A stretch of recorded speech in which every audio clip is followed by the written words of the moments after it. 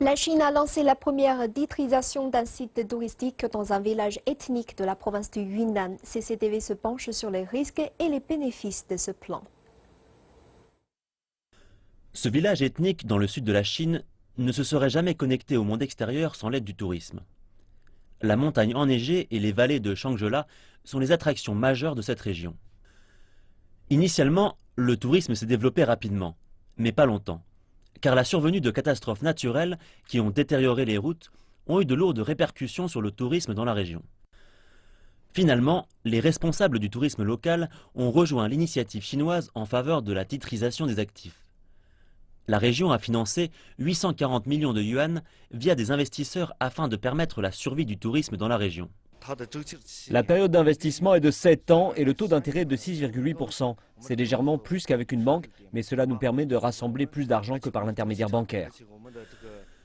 L'ensemble des revenus futurs provenant du tourisme local vont servir de garantie avec des frais d'intérêt à hauteur de 58 millions de yuan.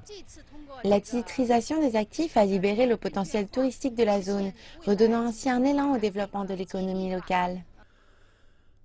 Comment mesurer les risques et les bénéfices de cette nouvelle forme de financement? Tout produit financier contient des risques. Le risque majeur pour la titrisation des lieux touristiques, c'est de savoir si les revenus futurs qu'on en tirera seront aussi élevés qu'attendus. Mais en général, nous considérons que le risque pour ce genre de projet est assez faible. La Chine développe son programme pilote de titrisation des actifs pour que les banques puissent apporter plus d'argent aux zones qui en ont le plus besoin. Un crédit d'actifs titrisé valant 500 milliards de yuan est déjà prévu.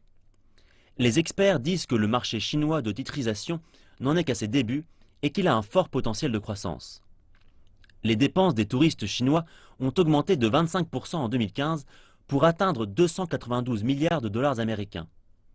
Cette tendance va dans le sens de la stratégie nationale de titrisation des actifs touristiques.